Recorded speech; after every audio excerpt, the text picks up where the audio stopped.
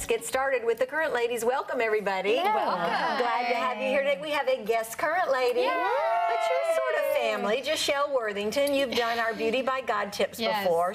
But now you are a super mom, and we just had to have you on to talk about Mother's Day. Thank you so much. Tell everybody about your children. I have 4 kiddos. I have twins that are going to be 8. I have a 6-year-old firecracker redhead and a 4-year-old who's adorable and has so much joy. So I'm so excited that I'm a mom. You know, a lot of times, yes, we do. We got a lot of times people see people like you, and you have 4 children, they're all healthy and they're wonderful, but they were not easy to come by. You also had issues with infertility, right? Absolutely. I ended up losing 3. I had 3 miscarriages, and so I had 2 prior to the twins, so the twins were a miracle. I actually thought the twins were going to be another miscarriage. Wow. I was cramping and spotting and everything like that, and so my husband and I weren't walking with the Lord, but I just grabbed his arm before we went into the doctor and I said, let's pray.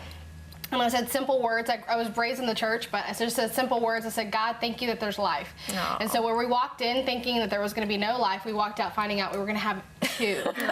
2 babies. Life in abundance. Double blessing. Double portion. That's and then great. once the floodgates were open, it was just like baby, baby, baby, baby. I think I was pregnant probably 6 times in maybe 4 years. Wow. Something like that. And so we lost a baby after baby number 3, which is our redhead. And that was crazy, but as hard as it was, I was actually in the midst of it. It sounds weird. I was grateful that I went through it because I was with God. As my body was aborting the baby, I was actually worshiping Jesus. For the first times, I was angry, I was upset. I just took that hat off as fast as I could. So this, opportunity, I was able to worship Jesus and minister to the people at the hospital. So God definitely redeemed, and we're just so grateful for we've talked about that before, that sometimes at our lowest points, that's when we're the closest to God. So He's our Abba Father, and He just beckons us to Him. Other moms here on the panel, you all have lots of children. Leanne, tell us about your kids. No, I have 2. I have a daughter who's 16 and a son who's 12. That's a love being a mom. Good. And Carolyn? Yeah, I have 3. I have a 14-year-old. I know I look so young. You're right. Yeah, amazing. Of course. But I've got a 14-year-old, a 10-year-old, and a 6-year-old who she'll turn 7 coming up. Oh, so that's my little great. sweetie. So nice. And then, of course, I have my adorables, because maybe everybody doesn't realize that Kristen is my little girl, my daughter, and so her children are really my children. I tell them that all the time. I'm like, I'm your other mother, you know that. So how old are your adorables? Oh, Charlie is 9, and Mary Grace is 7, and Luke is 4. But I'm reminded, listening to you, Giselle, in church the other day, our minister talked about having a 4th baby is like drowning and somebody throws you a baby. And I got so tickled. So it's so funny, like instead of throwing you a rope, they throw you a baby. Yeah, I love that. I think you need that rope, right? Well, no, it's not a rope. It's like you need to drown. I mean, it's just like, Kristen, do you have something to tell us? I totally want a 4th baby. So, Chris, if you're watching, I endorse it. You should have another one. But by the time you have 3, what's another one? Honestly, let's be real. That's what I keep telling her. I don't know why she doesn't listen to me. Well, let's talk about, because we need to address some people out there, viewers today, who maybe don't have wonderful children like we all have, or they have a situation where they didn't have a great mom. I mean, you've had tragedy, Carolyn, in your life with your own mom. Tell us your story. Well, I was raised in a Christian home. My daddy was a minister, and we had been out ministering, and my parents really didn't come with us that much. We sang around the world, and so we went to sing one night, and we asked our mom, would you come with us, because it was only like an hour and a half away. And that night, my mother stood up on stage and gave her sitting on the pew, and I could hear it now. She hit her hand on the pew. She was so nervous to talk.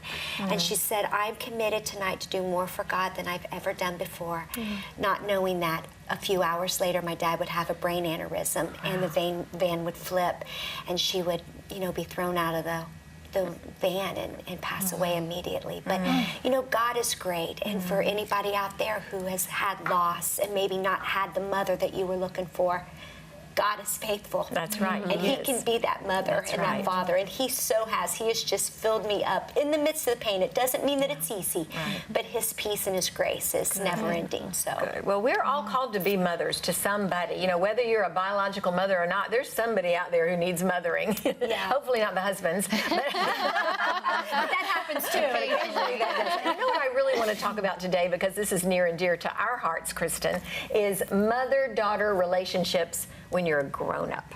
that is such a different dynamic than when you were a little girl, right? Sure, So yes. what are some of your insights on that? Well, I'm super grateful that we live in the same town and that you're invested in our lives and we love to be with you. It's just been really nice to have my parents right down the road because they'll pop by, and to do this with you is great. But I will say that it can be difficult at times. And when I invite my parents over for dinner, Mom will blow right into the kitchen and she'll start lifting up pots and she'll want to take over. And is this boiling over? You know, and I just think that's It's an hard. inherent part of mothering, is that you're used to taking care of your children. Right. Right. And I don't think that'll ever, and we know that inside my brain, I know that you are no longer a little girl. I really do know that. But it's hard for me to treat you not like you're a little girl, because you'll always be my baby, you know. And so I think it's a really difficult relationship for a mom to have with an adult child. Giselle, do you have a great relationship with your mom, or do you face those challenges? Mom and I have our times because we're so strong, both of us. So sometimes we butt heads. But I love my mom dearly. My mom raised me as an only child, so you know, a lot of the reasons that I am the way that I am today is because of her and my grandmother, which that's a huge role too. A mother, you know, sometimes we're raised by a grandmother. So my grandmother went to be with the Lord in 2000, and that was a huge altering event for my mom. My mom totally, you know, sometimes has changed because of that. But my mom is so strong. She has great discernment. I mean, when I was a little girl, she'd be like, "No, you can't talk to that person." And I'd be like, "Mom, but they're great," and they would hurt me. And so she still to this day has that, you know. So it is hard at times, but man, my kids love my mom and my stepdad. So What a blessing to have her in the Yes. same town. That's Absolutely. great. And I know your mom really well. Love your mother. Do you ever have any challenges with an adult relationship with your mom? You know, thinking back, I think when I was an early mom, I think it was a little bit more difficult, especially because I worked and she didn't work.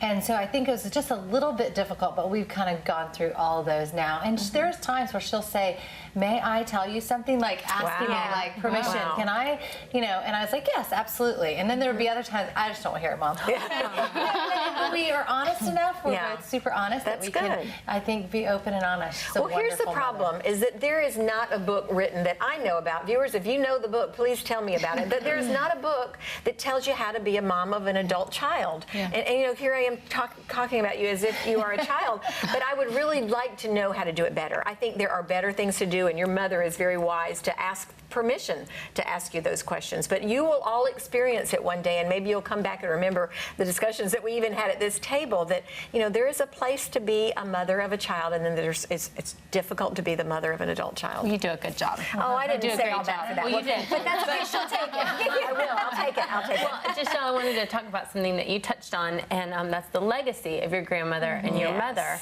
And I just, I don't know if y'all remember our good friend Courtney DeFeo, who's been on this show a couple times, but she has a blog, and she had a guest writer who had a healthy grandmother, and she wrote her grandmother a note and just told her how grateful she was. She was inspired by the Holy Spirit to write her grandmother a note about how thankful she was for the legacy that she passed on. Sent it to her grandmother, and 4 days later, the grandmother died. Wow. In her sleep, and it was unexpected. And so when the granddaughter went to visit, and she's grown, she's our age, when she went to visit the house because of the funeral and everything, that note was sitting there on her bedside table, and she just thought, how grateful I am that I took the time to write that, because she died knowing her legacy that she had left. And so I would just encourage all of us to take the time to write to someone who has inspired you, someone who has shown you what love looks like, and also to know that you can be that to someone else, that we all have the opportunity to do that or be that for someone else.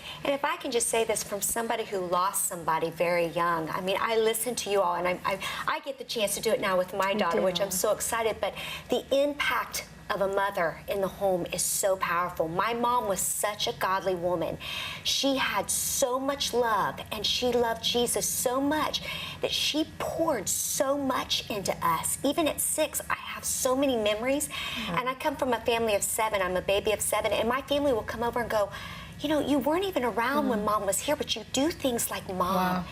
And I just, you know, I hope mothers get the value that they are in the home, and we think what we do is so small, but it's so big in our children's life, and they're grabbing it. You know, it's not taught, it's caught. So maybe she didn't have time to speak it to me when I was 16 and 20 and 30. But you got it. But I got it. Yeah. And I just hope women are encouraged to know that they're really making a difference. Well, it is our calling, and sometimes in our society today, Leanne, you work full time, and Giselle, you do as well, and I worked a lot when my kids were growing up, but the greatest thing that we can do is to be there for our children. Don't you feel like that? And sometimes society doesn't value that in us. Oh, you don't work, you're a stay-at-home mom? That's right. What do you really do? You know, that's kind of what you get. Do you ever feel that way? Oh, yes. Yes. But I feel like God has me here for a season right now to pour into my kids, and I'm grateful for the opportunity to do it. And I'm grateful to be here, too. And I just think all of us are in different seasons, and we need to make the most of the opportunities in this time that the Lord has given us right now.